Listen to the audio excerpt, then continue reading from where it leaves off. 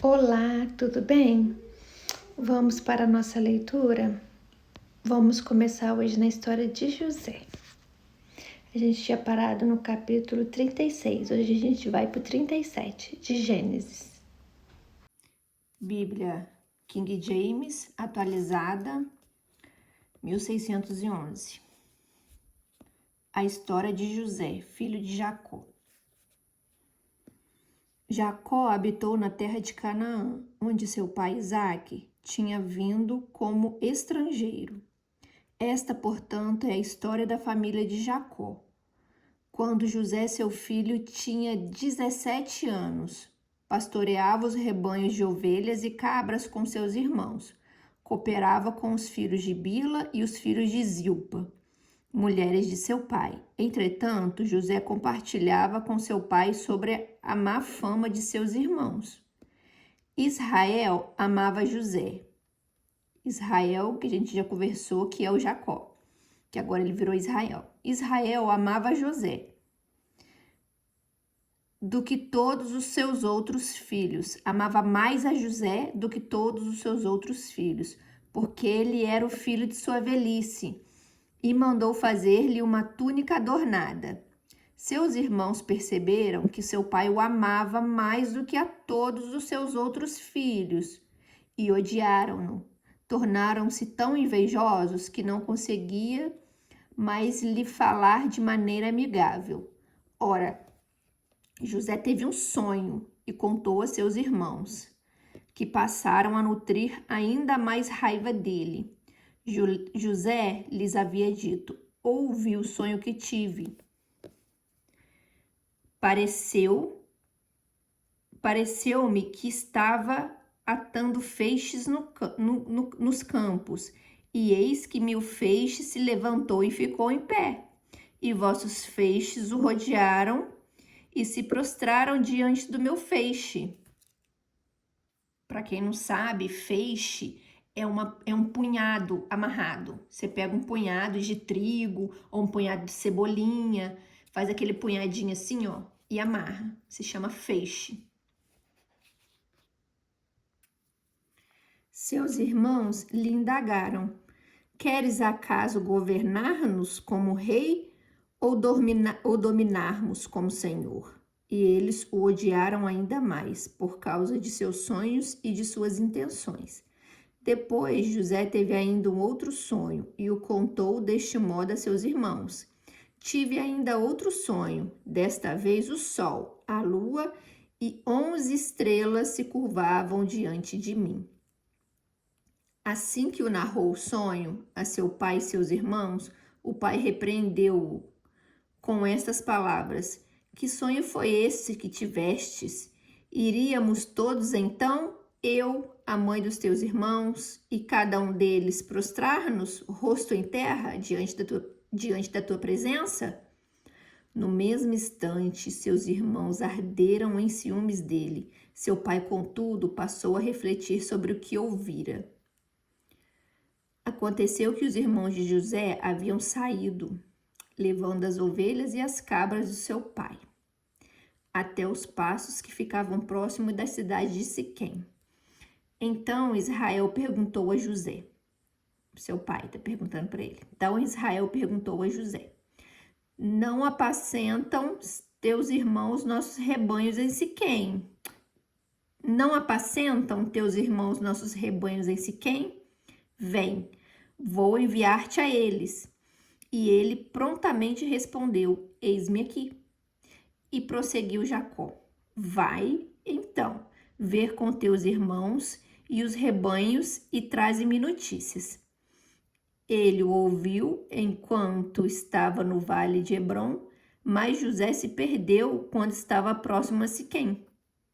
Um homem o encontrou vagueando pelos campos e lhe indagou: o que procuras? E ele respondeu: procuro meus irmãos. Indica-me, por favor, onde costumam apacentar os rebanhos? Então o homem informou-lhe: eles levantaram acampamento daqui. Eu os ouvi dizer: vamos para Dotã. Assim José partiu à procura de seus irmãos e os encontrou em Dotã. Eles o viram de longe e antes que pudessem chegar mais perto, tramaram sua morte. E combinaram entre si: eis que vem se aproximando aquele sonhador. Vinde, matemo-lo, joguemo-lo numa cisterna qualquer. Diremos que um animal feroz o devorou. Veremos o que acontecerá com seus sonhos. Todavia, Rúben, ouvindo isso, salvou-o de suas mãos e propôs aos irmãos: não lhe tiremos a vida, afirmou Rúben. Não derramarei sangue humano. Lançai-o neste poço, aqui no deserto, mas não ponhais a mão sobre ele para o ferir. Ele somente dissera assim, para aliviar José das mãos dele, e assim que possível, restituí-lo a seu pai. Então, o Rúben pretendia devolver ele para o pai dele. Afirmou Rúben: não derramarei sangue humano, lançai-o neste poço aqui no deserto, mas não ponhais a mão sobre ele para o ferir. Ele somente dissera assim para livrar José da mão deles e, assim que possível, restituí-lo ao seu pai.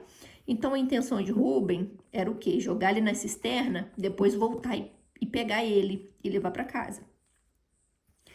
Porque não tinha como Rúben se opor contra os irmãos naquele momento. Então, quando José chegou junto deles, despojaram-no de sua túnica, a túnica de mangas longas e adornada que ele vestia. Arrancaram a túnica dele. Arremessaram-se contra ele e lançaram na cisterna. Era um poço vazio e sem água.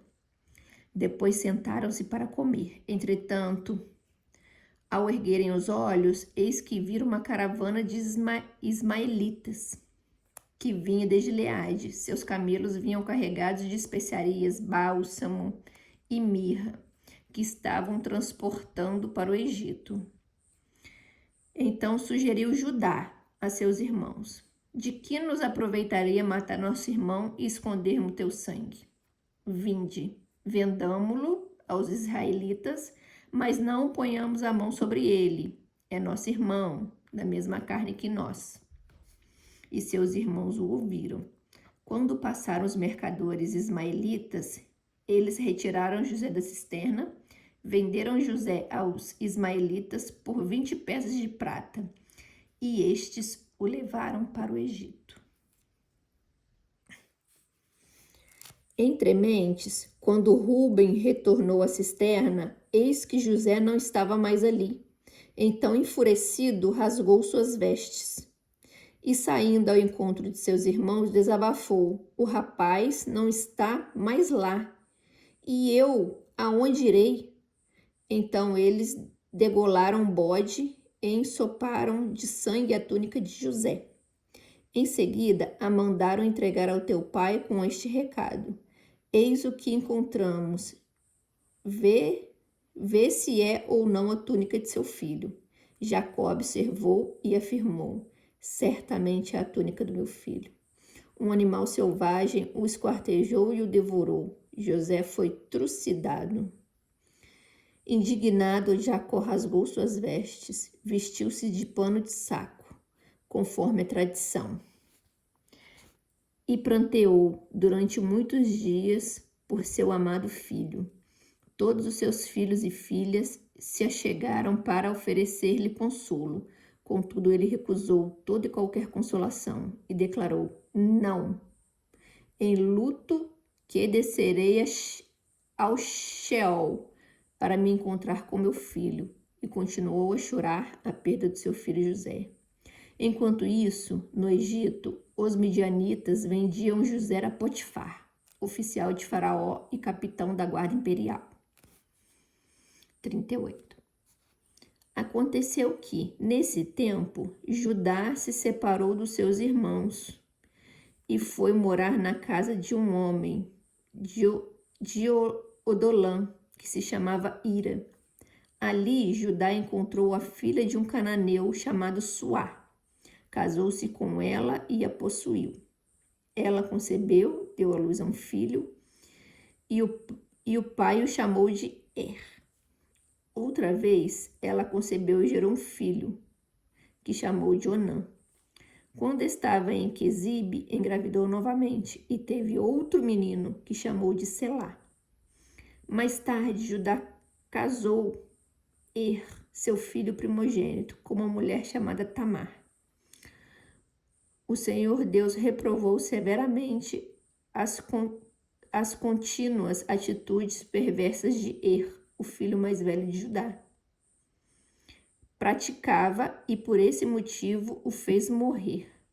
Então Judá orientou Onã: vai à mulher de teu irmão, cumpre com ela o dever de cunhado, casa-te com ela e suscita uma posteridade a teu irmão.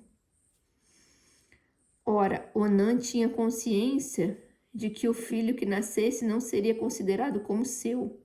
Por isso, cada vez que tinha relações sexuais com a viúva de seu irmão, ele deixava o esperma caísse no chão para que seu irmão não tivesse descendentes por meio dele. O Senhor ficou irado com a atitude desobediente e egoísta de Onã e o matou. Então Judá pediu a sua nora Tamar: volta à casa de teu pai e mora lá como viúva, até que meu filho Selá se torne adulto, porquanto temia que ele viesse a morrer por algum motivo, como ocorrera com seus irmãos. Sendo assim, Tamar voltou a residir na casa de teu pai. Passaram-se muitos dias e a filha de Suá, a esposa de Judá, morreu. Quando Judá encerrou seu luto, foi até Tima com seu amigo Ira, o Adulamita, a fim de observar os trabalhos de tosquia de seu rebanho. Esse fato foi comunicado a Tamar. Eis que teu sogro sobe a Tima para acompanhar a tosquia de suas ovelhas. Então ela trocou de roupa, abandonando as roupas próprias de viúva, cobriu o rosto com um véu, com a intenção de não ser reconhecida, e foi sentar-se à entrada da cidade de Enaim, que ficou no caminho para Tima. Ela agiu dessa maneira porque percebeu que, embora Selá já tivesse se tornado adulto, ela ainda não lhe tinha sido oferecida em casamento. Assim que a avistou, Judá pensou que fosse uma prostituta, pois ela havia ocultado seu rosto. Não percebendo que se tratava de sua nora, dirigiu-se a ela à beira da estrada e a convidou: vem, deixa-me possuir-te, porquanto não podia imaginar que aquela mulher fosse sua própria nora. E a mulher indagou: que me darás para coabitares comigo? Ao que ele replicou: eu te mandarei um cabrito do meu rebanho. Todavia ela retrucou: sim, se me deres um penhor de garantia até que o mandes. Então, quando ele falou que ia mandar o animal, ela falou assim: então me dá mais alguma coisa para me ter certeza que você vai mandar. Aí ela pediu, ao que ele replicou: eu te mandarei um cabrito do meu rebanho. Todavia ela retrucou: sim, se me deres um penhor de garantia até que o mandes. E ele questionou: ora, que garantia queres que te deixe? E a mulher prontamente lhe pediu: o teu selo com o teu cordão e o cajado que seguras. Então Judá entregou os objetos solicitados e seguiu com ela. Tiveram relações sexuais e naquele mesmo dia ela engravidou de Judá. Tamar retornou para sua casa, retirou o véu e voltou a colocar a mesma roupa tradicional de viúva. Mais tarde, Judá mandou seu amigo Ira levar o cabrito prometido e trazer de volta os objetos que havia deixado com a mulher. Mas Ira não a encontrou. Então perguntou aos homens de Enaim: onde está aquela prostituta mística que costumava ficar na beira do caminho. Mas os homens responderam: jamais houve uma prostituta mística nessa cidade. Ira voltou, pois junto a Judá e lhe reportou: eu a procurei, mas não me foi possível encontrá-la. Também os homens do lugar me asseguraram que jamais viram uma prostituta mística ali. Então Judá concluiu: que ela fique com tudo, que não zombe de nós, pois eu enviei o cabrito, mas tu não a achaste. Passando os 3 meses, foram levar notícias a Judá. Eis que a tua nora Tamar prostituiu-se e ficou grávida por causa de sua má conduta. Então Judá ordenou: tirai-a para fora de casa e que seja queimada viva. Assim que a agarraram, ela mandou dizer a seu sogro: sim, estou grávida do homem a quem pertence isto. Vê o Senhor, reconhece a quem pertence este selo, este cordão e este cajado? Judá os reconheceu e declarou: ela é mais justa do que eu, porquanto não cumpri minha palavra, dando-a como esposa ao meu filho, Selá. E nunca mais teve relações sexuais com ela. Quando chegou o tempo do parto, descobriram que Tamar ia dar à luz a gêmeos. Durante os trabalhos de parto, um dos gêmeos colocou uma das mãos para fora. A parteira pegou um fio vermelho e amarrou-o no pulso dele e afirmou: foi este quem saiu primeiro. Contudo, aconteceu que ele recolheu a mão e foi seu irmão quem de fato saiu primeiro. Então a parteira exclamou: tu abriste teu próprio caminho e, portanto, chamarão de Perez. Em seguida, saiu seu irmão, que tinha o fio escarlate no pulso, e foi-lhe dado o nome de Zerá. Verso 39. José resiste à mulher de Potifar. Agora volta a retornar à história de José. José fora, portanto, levado ao Egito, onde os ismaelitas o venderam a um egípcio chamado Potifar, um oficial que era capitão da guarda do palácio. Ora, Yahweh, o Senhor, estava com José, que em tudo teve êxito e passou a morar na casa do seu senhor egípcio. O senhor egípcio percebeu que o Senhor Deus amparava José e o abençoava em tudo o que ele realizava. Dessa maneira, José ganhou a simpatia do seu dono, que o promoveu a seu ajudante pessoal. Como administrador de seus bens, Potifar deixou a seu cuidado sua própria casa e lhe confiou tudo o que possuía. A partir do momento em que ele passou a administrar a casa de Potifar e todos os seus bens, o Senhor o abençoou, toda a casa do egípcio. Em consideração a José, a bênção de Yahweh alcançou tudo o que ele possuía em casa e nos campos. Então entregou nas mãos de José tudo o que tinha, e com ele não se preocupou com mais nada, a não ser com a comida que tomava.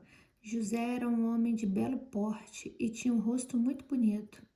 Algum tempo depois, a mulher do seu senhor começou a cobiçar José, e um dia ela o convidou: vem e deita-te comigo. No entanto, ele se recusou e afirmou à mulher do seu senhor: estando eu aqui, meu senhor não se preocupa com o que passa na casa, me confiou tudo o que lhe pertence. Ele mesmo não exerce nesta casa mais autoridade do que eu, porquanto nada me negou, a não ser a senhora, pois é esposa dele. Sendo assim, como poderia eu cometer algo tão perverso para com meu senhor e pecar contra Deus?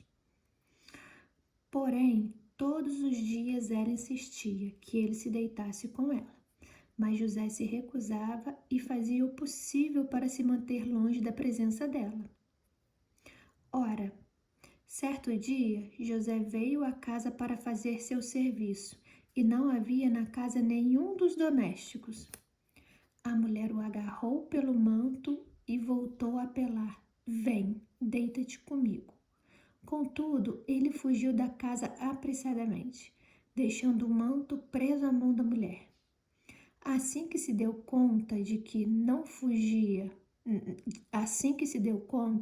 fuga agonizante de José, ela havia segurado seu manto consigo. A mulher de Potifar chamou seus criados e lhe alegou: "Vede, meu marido nos trouxe um hebreu para nos insultar. Ele invadiu minha casa e tentou abusar de mim, mas eu gritei. Quando me ouviu gritar por socorro, largou esse manto ao meu lado e fugiu daqui." Ela conservou o manto consigo até que o senhor de José chegasse à casa. Então contou-lhe sua versão da história. "Aquele escravo hebreu que nos trouxe aproximou-se de mim para me insultar. Todavia, quando gritei por socorro, ele largou seu manto ao meu lado e fugiu assustado. Quando o marido ouviu o que lhe relatava sua mulher, eis que maneira teu escravo agiu para comigo. Eis de que maneira o teu escravo agiu para comigo." Sua ira inflamou tremendamente. O senhor de José mandou apanhá-lo e jogá-lo na prisão, onde estavam os prisioneiros do rei. Assim, ele ficou na prisão. Olha que maldade que essa mulher fez com José. Contudo, Yahweh, o Senhor, assistiu José, estendeu sobre ele sua bondade e poder e o fez encontrar graça aos olhos do carcereiro-chefe. Assim, o carcereiro-chefe transferiu para José toda a autoridade sobre o cárcere e sobre todos que estavam ali presos, e ele se tornou supervisor de tudo que se passava na prisão. O carcereiro-chefe passou a não se preocupar com mais nada, pois tudo ocorria bem, sob a administração eficaz de José. Isso porque o Senhor estava com José e o abençoava com bom êxito em tudo que realizava. Aqui, verso 40, José vai interpretar sonhos dentro da prisão. Passado algum tempo depois desses acontecimentos, o copeiro do rei do Egito e seu padeiro praticaram um ato de ofensa a seu senhor. O faraó irou-se com os 2 oficiais, o chefe dos copeiros e o chefe dos padeiros, e mandou que fossem presos na prisão do capitão da guarda, na mesma prisão em que José se encontrava. Então o capitão da guarda os confiou aos cuidados de José para que os servisse, e ficaram certo tempo detidos. Ora, numa mesma noite, os 2, o copeiro e o padeiro do rei do Egito, que estavam detidos na prisão, tiveram um sonho, cada qual com sua significação. Logo ao romper o dia, vindo a encontrá-los, José percebeu que estavam presos. Desculpa, gente, meu cachorro começou a latir aqui. O faraó irou-se com os 2 oficiais, o chefe dos copeiros e o chefe dos padeiros, e mandou que fossem presos na casa do capitão da guarda, na mesma prisão em que José se encontrava. Então o capitão da guarda os confiou aos cuidados de José, para que o servisse, e ficaram certo tempo detidos. Ora, numa mesma noite, os 2, o copeiro e o padeiro do rei do Egito, que estavam detidos na prisão, tiveram um sonho, cada qual com sua significação. Logo ao romper o dia, vindo a encontrá-los, José percebeu que estavam preocupados. Indagou os eunucos do faraó, que também estavam presos na casa do seu senhor: "Por que tendes hoje o vosso rosto abatido?" Eles lhe responderam: "Tivemos sonhos estranhos, e não há ninguém que os consiga interpretar." Mas José lhe explicou: é Deus quem dá a interpretação. Todavia, contai-me os sonhos. O chefe dos copeiros tomou a iniciativa e narrou a José o sonho que tivera. Sonhei que havia diante de mim uma videira, e na videira 3 ramos. Eis que ela brotou, floresceu e produziu uvas que amadureciam em cachos. Eu tinha em minha mão a taça do faraó. Apanhei os cachos de uva, espremi-as na taça de faraó e coloquei a taça nas mãos de faraó. Então José lhe revelou: eis o que isso significa. Os 3 ramos representam 3 dias. Mais 3 dias e o faraó te erguerá a cabeça e te restituirá o emprego. Colocarás a taça do faraó em suas mãos, como outrora tinha responsabilidade de fazer, quando era seu copeiro de confiança. Contudo, lembra-te de mim quando estiveres vivendo bem na companhia de Faraó, e tenha bondade de interceder por mim junto ao rei, ajudando-me assim a sair desta cadeia.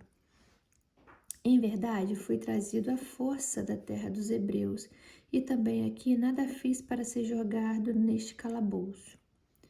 Ouvindo, pois, o chefe dos padeiros essa interpretação promissora, imediatamente rogou a José: eu também tive um sonho. Havia 3 cestas de bolos sobre a minha mesa. Aqui é o padeiro computando o sonho.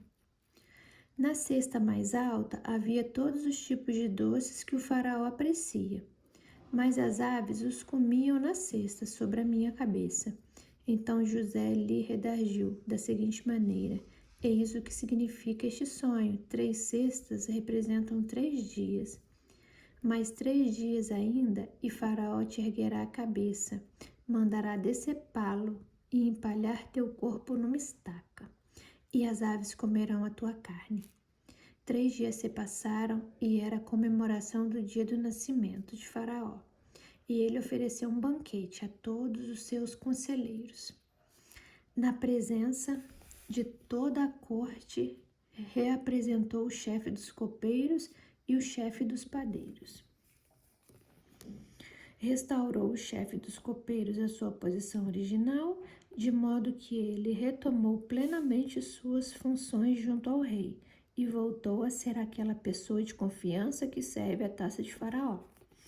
Entretanto, ao chefe dos padeiros mandou dissipar e embalar exatamente e empalhar exatamente como José lhes revelara em sua interpretação dos sonhos de ambos.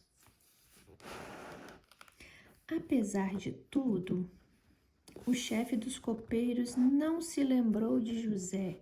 Ao contrário, se esqueceu completamente dele. Verso 41. 2 anos se passaram. Certo dia, o rei do Egito sonhou que estava em pé, à margem do rio Nilo. De repente, saíram do rio 7 vacas vistosas e gordas, que começaram a pastar entre os juncos que vicejam à beira do rio. Logo em seguida, saíram do rio outras 7 vacas, de aparência feia e mal alimentadas, e se alinharam ao lado das primeiras, na margem do Nilo. Então aconteceu que as vacas feias e magras engoliram as bonitas e gordas. Foi quando o faraó acordou assustado. Ele voltou a dormir e teve um segundo sonho. 7 espigas subiam de uma mesma hastes, granadas e lindas de se ver.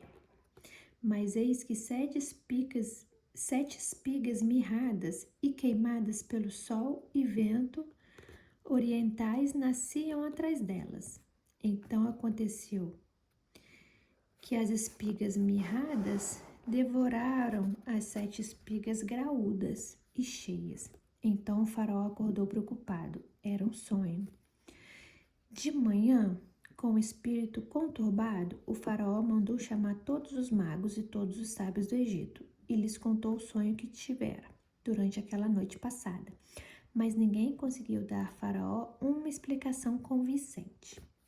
Então o chefe dos copeiros dirigiu-se a palavra a Faraó e lhe declarou: devo confessar hoje minhas faltas. Um dia o Senhor ficou com muita raiva de mim e do chefe dos padeiros e mandou-nos prender na casa do capitão da guarda. Numa daquelas noites, cada um de nós teve um sonho. A cada sonho tinha uma interpretação particular. Pois bem, havia ali conosco um jovem hebreu, um escravo do capitão da guarda. Contamos a ele nossos sonhos e ele nos revelou seus significados, proporcionando a cada um de nós a interpretação exata do seu próprio sonho. E tudo aconteceu de acordo com o que ele nos dissera. Eu fui restaurada a minha posição de confiança e o padeiro foi empalado. Assim que ouviu isso, o faraó mandou chamar José, que foi trazido às pressas da prisão onde estava.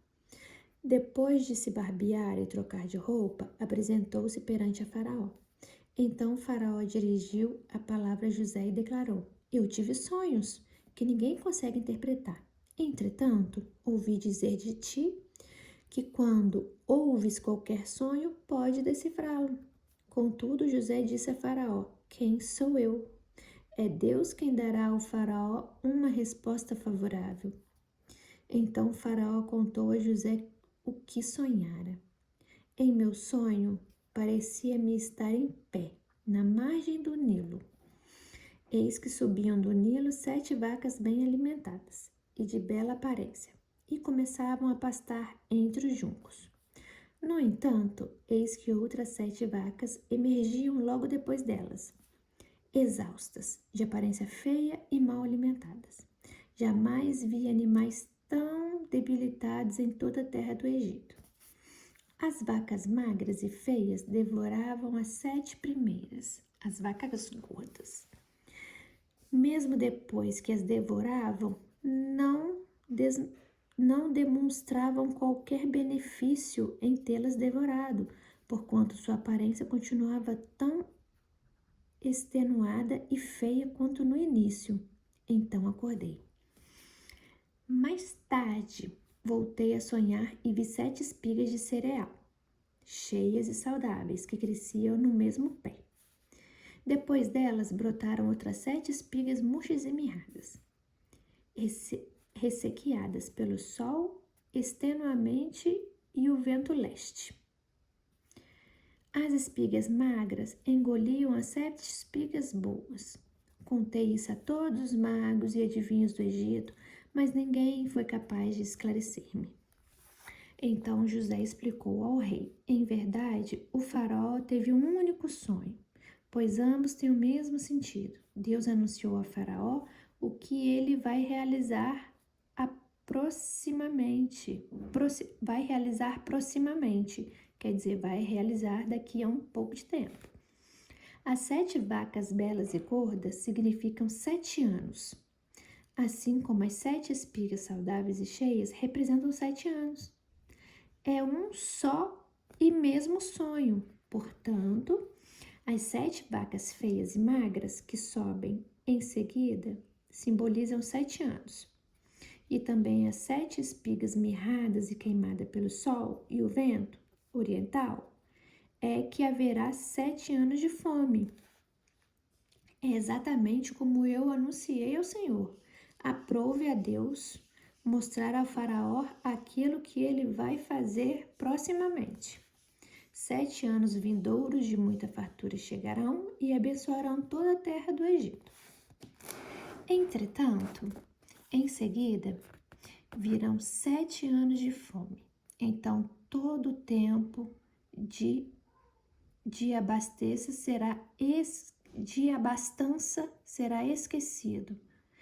Então, todo o tempo de fartura será esquecido, porquanto a fome arruinará a terra. A fome que se abaterá depois dos bons anos será tão severa que o tempo de abundância não será mais lembrado sobre a terra. O sonho veio ao faraó 2 vezes para deixar claro que Deus já se decidiu por assim agir e se apressa em realizar o que determinou. E concluiu José: agora, portanto, que Faraó escolha um homem inteligente e sábio e o estabeleça sobre toda a terra do Egito. Que o Faraó haja e institua funcionários superiores na terra para recolher 1/5 da colheita do Egito durante os próximos 7 anos de fartura. Eles deverão reunir todos os víveres que puderem destes bons anos, que virão e acumular estoques de trigo, que sob o controle de Faraó serão armazenados nas cidades. Esse estoque servirá de reserva especial para os 7 anos de fome que se abaterão sobre o Egito, a fim de que a terra não seja aniquilada e o povo não morra de fome. A palavra e o plano de José agradaram ao Faraó e todos os seus sábios e conselheiros. E, portanto, o Faraó proclamou diante de sua corte oficiais: encontraremos um homem como estes. Encontraremos um homem como este, em que seja o Espírito de Deus? Então o Faraó declarou a José: visto que Deus te fez saber tudo isso, não há ninguém tão perspicaz e sábio como tu em nossas terras. Olha que lindo. Faraó dá um elogio para ele, ó. Fala para ele: quem é mais sábio e perspicaz que tu nessas terras? Tu serás o administrador do meu palácio, e todo o meu povo se conformará às tuas ordens. Só no trono te precederei. O Faraó disse mais a José: vê, eu te estabeleço sobre toda a terra do Egito. E o Faraó tirou do dedo seu anel de selo e o colocou no dedo de José. Mandou que o vestissem com linho fino e colocou uma corrente de ouro fino em volta do seu pescoço. Também o convidou a subir em sua segunda carruagem real, tendo à frente os arautos do império que iam bradando: abreque, inclinai-vos. Assim José foi empossado no comando de toda a terra do Egito. E acrescentou ainda Faraó: eu sou Faraó, mas sem tua permissão ninguém erguerá a mão ou pé para dar um passo em toda a terra do Egito. E o Faraó impôs a José o nome de Zafenate Paneia e lhe deu por mulher Asenate, filha de Potífera, sacerdote de On, cidade do sol. Depois José saiu a inspecionar toda a terra do Egito. José tinha 30 anos quando se apresentou diante de Faraó, rei do Egito. E José deixou a presença de Faraó e percorreu toda a terra do Egito. Durante os 7 anos de abundância, a terra produziu copiosamente e ele reuniu todos os víveres e o trigo excedente dos 7 anos, que houve grande fartura sobre a terra do Egito, e depositou-os nos armazéns construídos em todas as cidades egípcias. Em cada cidade, ele armazenava os cereais colhidos nas lavouras das redondezas.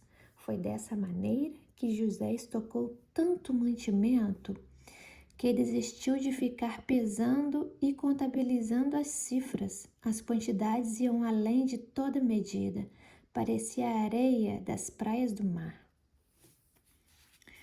Antes de começarem os anos de fome, Asenate, filha de Potifera, sacerdote de On, deu a José 2 filhos. Ao primeiro, José deu o nome de Manassés, esclarecendo: Deus me fez esquecer meus dias difíceis e toda a família de meu pai. Quando ao segundo filho, ele o chamou de Efraim, justificando: Deus me fez próspero na terra dos meus sofrimentos. Então chegaram ao fim os 7 anos de abundância que houve na terra do Egito. E como José havia predito, começaram a vir os 7 anos de fome. Havia carestia e fome em todas as terras vizinhas, mas em todo o Egito havia o que comer. Contudo, quando os egípcios também começaram a passar fome, foram reclamar alimentos com o rei. Então lhes ordenou Faraó: ide a José, e fazei tudo quanto ele vos disser. Nesse momento, a fome já assolava todas as terras. Então José mandou que se abrissem todos os armazéns de trigo e começou a vender mantimento aos egípcios. Agravou-se ainda mais a fome na terra do Egito. De todos os povos, regiões, chegavam pessoas do Egito para adquirir cereais de José, pois sobre o mundo inteiro abatera-se a mais severa falta de alimentos. 42. Os irmãos de José vão ao Egito. Assim que Jacó foi informado de que havia mantimentos no Egito, ordenou a seus filhos: por que estáis aí a olhar uns para os outros? E acrescentou: ouvi dizer que há cereais para vender no Egito. Descei e comprai mantimentos para nós, a fim de que vivamos e não morramos. Então 10 dos irmãos de José desceram ao Egito para adquirir trigo, mantimentos para nós, a fim de que vivamos e não morramos. Então 10 dos irmãos de José desceram ao Egito para adquirir trigo. Quanto a Benjamim, o irmão de José, Jacó achou melhor não enviá-lo com os demais, porquanto dizia: para que não lhe suceda acaso alguma desgraça. Então ele não mandou o Benjamim, irmão de José, por parte de mãe e pai, porque ficou com medo de perder ele, assim como perdeu José. Partiram, pois, os filhos de Israel para comprar alimentos, em meio a uma grande caravana de estrangeiros, porquanto a fome assolava toda a terra de Canaã. José era o governador do Egito, e era ele quem vendia o mantimento a todo o povo da terra. Os irmãos de José chegaram e se prostraram diante dele, com a face junto ao chão. Tá vendo? Olha aí o sonho que José teve. Por isso que ele foi jogado na cisterna, por causa desse sonho aí, ó, que os irmãos estavam prostrando diante dele. Logo que viu seus irmãos, José os reconheceu, mas agiu como se fosse estrangeiro para eles e lhe falou duramente e os inquiriu: de onde vindes? E eles responderam: da terra de Canaã, para comprar víveres, Senhor. Assim José reconheceu seus irmãos, todavia eles não o reconheceram. Então José se lembrou dos sonhos que tivera a respeito deles e os questionou: vós sois espiões. É para verificar onde nossa terra está desprotegida que viestes? Prontamente eles replicaram: não, meu senhor, teus criados vieram tão somente para comprar mantimentos. Somos todos filhos de um mesmo pai, somos sinceros, teus servos não são espiões. Entretanto, José insistiu: não acredito. Foi para ver os pontos vulneráveis da terra que aqui viestes. E eles justificaram: teus servos eram 12 irmãos. Nós somos filhos de um mesmo homem, na terra de Canaã.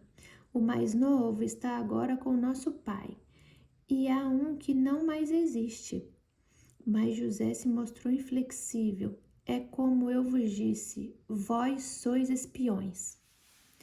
Eis como sereis provados pela vida de Faraó. Não partireis daqui sem que o primeiro venha, o vosso irmão mais novo. Enviai um de vós para buscar o vosso irmão. Os demais ficam prisioneiros. Provareis vossas palavras. E se confirmará se a verdade está convosco ou não. Se não, pela vida de Faraó, sois espiões. Contudo, pôs a todos na prisão por 3 dias. No terceiro dia, José lhes propôs: Eis que fareis para terdes salva-vida, pois eu temo a Deus. Se sois sinceros, que um de vossos irmãos fique detido aqui na cadeia, quanto os demais parte, levando o mantimento que vossas famílias necessitam. No entanto, trazei-me vosso irmão mais novo, assim vossas palavras serão comprovadas e não morrereis. E assim procederam eles. Antes, porém, comentaram uns com os outros: na verdade, somos culpados e estamos sofrendo por conta do que fizemos com o nosso irmão. Nós vimos a sua aflição quando suplicava que tivéssemos misericórdia dele.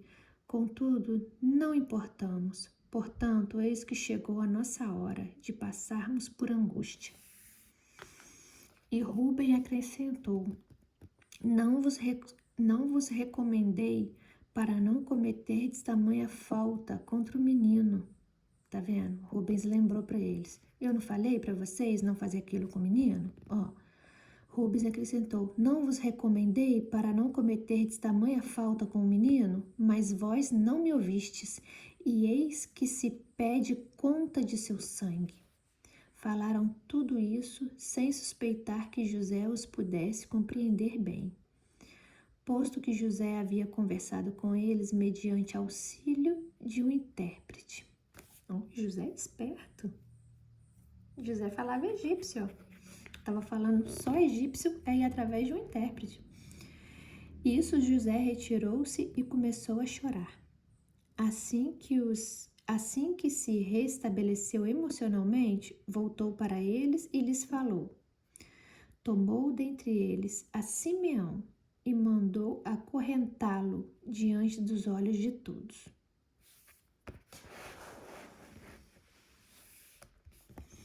José deu ordem de encher de mantimento suas sacas e restituir o dinheiro de cada um em sua bolsa e lhes dar provisões para o caminho.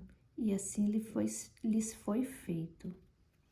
Os irmãos de José carregavam os jumentos com os víveres que haviam adquiridos e foram embora.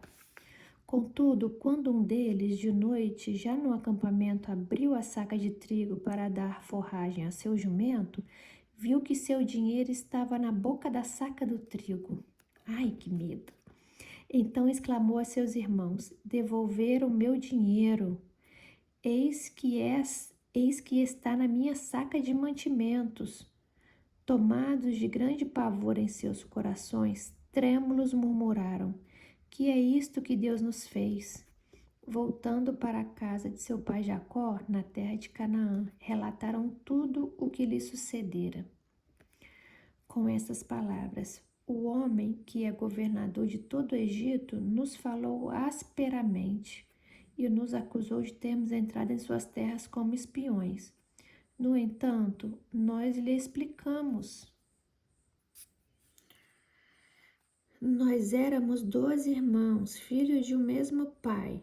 Um de nós não existe mais, e o mais novo está agora com nosso pai na terra de Canaã. Contudo, esse homem, que é senhor daquele país, nos ordenou: Eis, como saberei se sois mesmo sinceros? Deixai sob minha custódia um de vossos irmãos, tomai o mantimento de que necessitam vossas famílias e parte. Mas trazei-me vosso irmão caçula, e saberei que verdadeiramente não sois espiões, mas que sois honestos. Sendo assim, eu vos devolverei vosso irmão e podereis circular e fazer negócios livremente nessas terras. E aconteceu que, quando despejaram suas sacas, eis que cada qual tinha em sua bagagem sua própria bolsa de dinheiro. Quando eles e seu pai viram aquelas bolsas cheias de prata, ficaram aterrorizados. Então seu pai Jacó desabafou: Vós me estáis privando de meus filhos amados. José já não existe mais, Simeão não existe mais, e quereis tomar também a Benjamim? É sobre minhas costas que tudo isso recai. Contudo, Rúben ponderou a seu pai: Podes tirar a vida de meus 2 filhos, se eu não o trouxer de volta. Deixa-o aos meus cuidados, e eu o trarei de volta para o Senhor. Todavia, o pai lhe contestou: Meu filho não descerá convosco. Seu irmão morreu, e ele ficou só. Se lhe suceder desgraça semelhante na viagem, que ireis fazer? Na mais terrível aflição, fareis descer meus cabelos brancos ao Seol, à sepultura. 43. A fome continuava assolando toda a terra.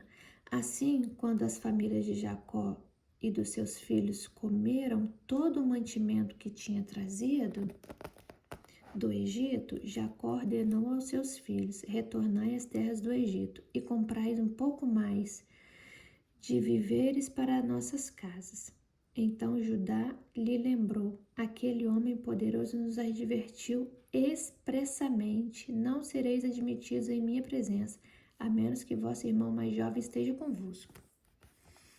Se estáis preparado para deixar nossos irmãos partir conosco, se estás preparado para deixar nosso irmão partir conosco, desceremos e compraremos comida para ti.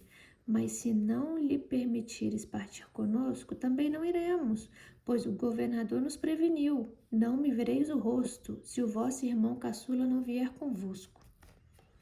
Diante disso, lhe replicou Israel, que é Jacó: por que me fizeste esse mal, dando a saber àquele homem que tinhas outro irmão? E lhe justificaram. O homem indagou sobre nós e nossa família, questionando: vosso pai ainda vive? Tendes um irmão? E nós tão somente respondemos às suas perguntas. Como poderíamos adivinhar que haveria de nos exigir trazei, pois esse vosso irmão? Então Judá rogou a seu pai Israel: deixa ir comigo, menino.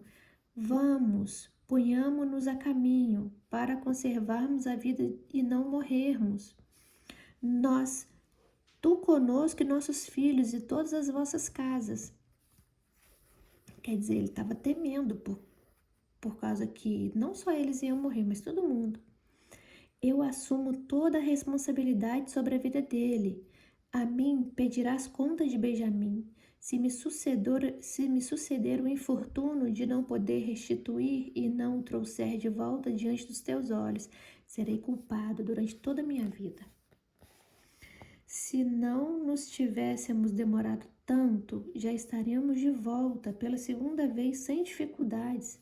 Então seu pai Jacó o orientou: se é necessário, portanto, fazei assim. Tomai em vossas bagagens os melhores produtos da nossa terra, para levardes como presente a esse homem poderoso um pouco de bálsamo, um pouco de mel, algumas especiarias finas e mirra pura, um pouco de nozes, pistaches e amêndoas. Tomai convosco uma segunda quantia de dinheiro e levai de volta o dinheiro que foi depositado na boca de vossas sacas de trigo. É possível que tenha sido um descuido. Tomai também vosso irmão e parti. Retornai para junto desse governador, que é o Shaddai, o Deus Todo-Poderoso, vos faça encontrar misericórdia junto desse homem poderoso, e que ele vos permita trazer vosso outro irmão Benjamim. Trazer Benjamim de volta para casa. Quanto a mim, que eu perca meus filhos e os devo perder. Se os devo perder. Quanto a mim, que eu perca meus filhos, se eu devo perder.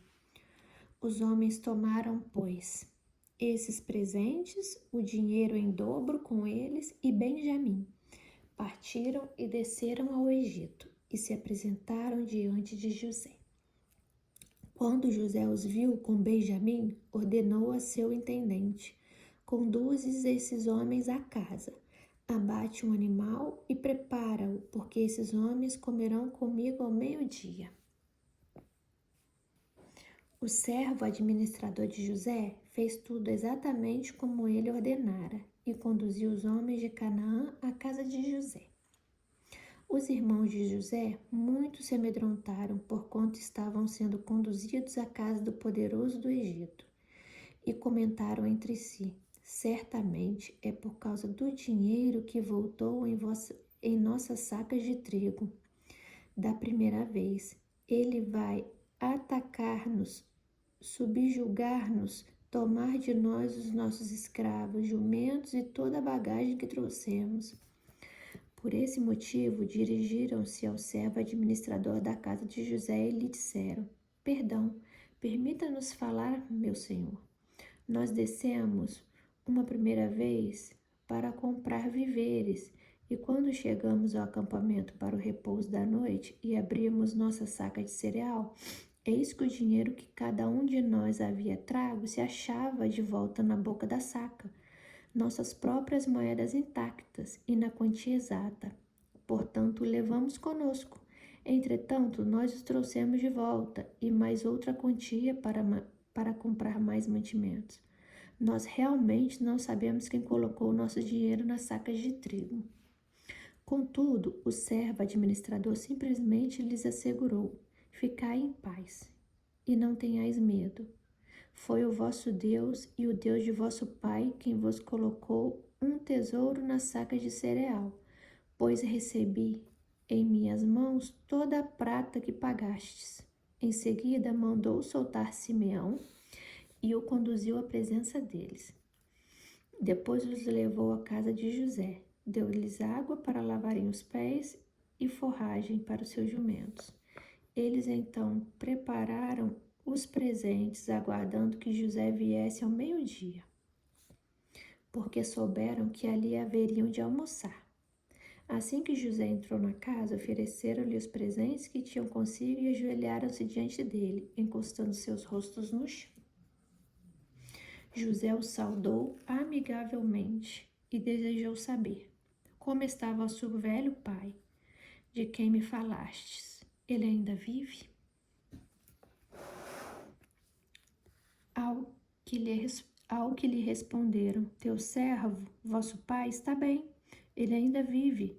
E ajoelharam-se novamente, curvando seus rostos até o chão, em sinal de reverência. Erguendo os olhos, José percebeu seu irmão Benjamim, o filho de sua mãe, e o indagou: É este o vosso irmão caçula, de quem me falaste? E dirigindo-se a ele, proferiu: Que Deus te conceda graça, meu filho. E José apressou em sair, porquanto suas entranhas se comoveram tremendamente por seu amado irmão, e não podia conter as lágrimas que fluíam aos seus olhos. Entrou em seu quarto e ali chorou copiosamente.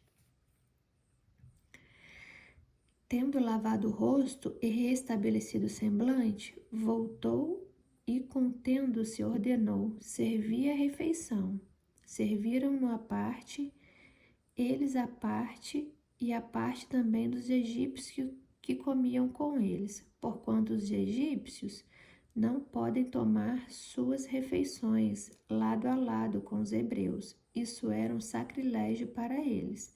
Seus irmãos foram colocados à mesa perante ele por ordem de idade, do mais velho ao mais jovem, e olhavam perplexos uns aos outros. Então lhes serviram da comida da mesa de José, e a porção de Benjamim era 5 vezes maior do que a dos outros.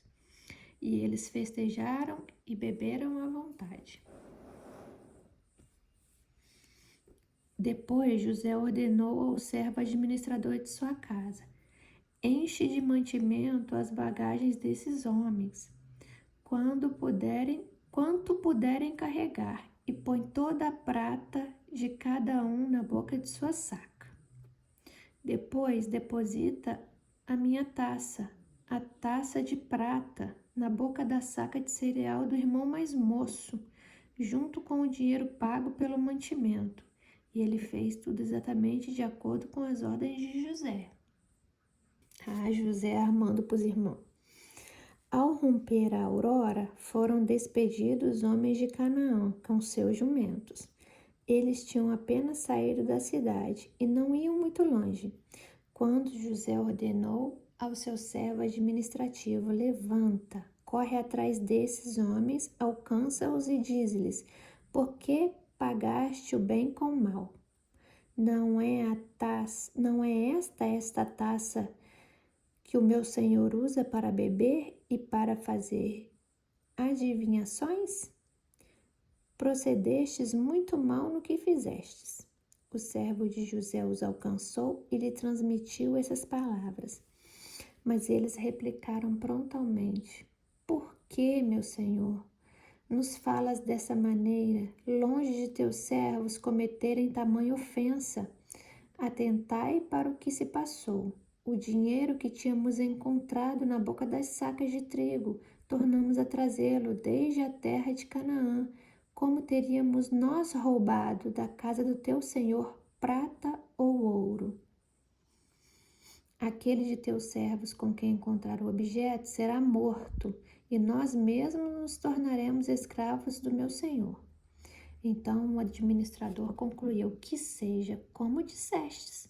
Aquele com quem se encontrar o objeto será meu escravo, e os demais estareis livres. Imediatamente cada qual pôs no chão sua saca de cereal e abriu. Ele a examinou, começando pelo mais velho e terminando na bagagem do mais novo. E a taça foi encontrada na saca de Benjamim. Houve terrível comoção. Eles rasgaram suas vestes e, carregados de novo os jumentos, foram conduzidos de volta à cidade. Quando Judá e seus irmãos entraram na casa de José, este ainda estava ali, e eles prostraram-se por terra diante dele. José lhes inquiriu: que é isto que fizestes? Não sabeis que um homem como eu sabe adivinhar? E Judá pronunciou-se: que diremos a meu senhor? Como falar e como justificar-nos? Foi Deus quem mostrou a falta dos teus servos. Ei-nos, pois, escravos do meu senhor, tanto nós quanto aquele nas mãos de quem encontrou a taça. Entretanto, ele retrucou: longe de mim agir assim. O homem nas mãos de quem se encontrou a taça será o meu escravo, mas vós retornais em paz à casa de vosso pai. Então Judá dirigiu-se a ele e disse: rogo-te, meu senhor, permite que teu servo faça ouvir uma palavra aos ouvidos do meu senhor, sem que tua cólera se inflame contra seu servo, pois tu és como o próprio faraó. Meu senhor havia feito esta pergunta a seus servos: tendes ainda pai ou irmão? E respondemos ao meu senhor: nós temos o velho pai e um irmão caçula que lhes nasceu na velhice. Morreu o irmão deste. Ele ficou sendo o único filho de sua mãe, e nosso pai o ama muito. Então dissestes a teus servos: trazei-mo, para que ponha meus olhos sobre ele.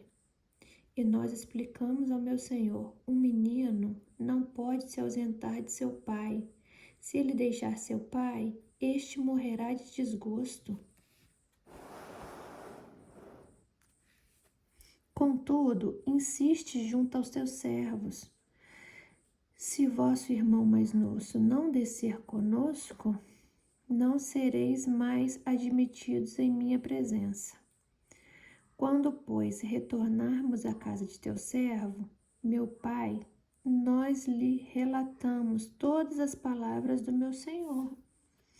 E quando nosso pai nos autorizou e disse: volta para comprar um pouco de víveres para as nossas famílias, respondemos: não podemos descer, não desceremos, a não ser que venha conosco nosso irmão caçula, porquanto não será possível sermos admitidos à presença daquele homem poderoso em que nosso irmão mais novo, sem que nosso irmão mais novo esteja conosco. Então teu servo, meu pai, nos orientou: Vós bem sabeis que minha esposa só me deu 2 filhos. Um me deixou e eu penso, foi esquartejado. E não o vi mais até hoje. Se tirardes ainda este jovem de junto de mim e lhe suceder alguma desgraça, sob a mais terrível aflição fareis descer os meus cabelos brancos ao Seol, sepultura. Agora, portanto, se eu chego à casa de teu servo, meu pai, sem que esteja comigo o rapaz, cuja alma está ligada a ele, logo que vir que o jovem não está conosco, ele certamente morrerá. E teus servos, na mais horrível aflição, terão feito descer ao Seol as cãs de teu servo, nosso pai. E teu servo tornou-se responsável pelo menino junto ao meu pai, nestes termos: se eu não o restituir à nossa casa, suportarei essa culpa diante de ti pelo resto da minha vida. Agora aceita que teu servo fique como escravo do teu senhor no lugar do rapaz, e que este volte com teus irmãos. Como poderia eu retornar à casa do meu pai sem ter comigo jovem? Não quero ver a terrível infelicidade que se abaterá sobre meu pai. Eu vou encerrar aqui, tá? Porque o vídeo já ficou muito longo. Então, amanhã a gente continua aqui. Tá joia? Então, encerraremos aqui no 44 e amanhã a gente retorna. Tá joia? A história de José é maravilhosa. É uma das histórias que eu mais gosto na Bíblia. Então, até amanhã. Fiquem com Deus.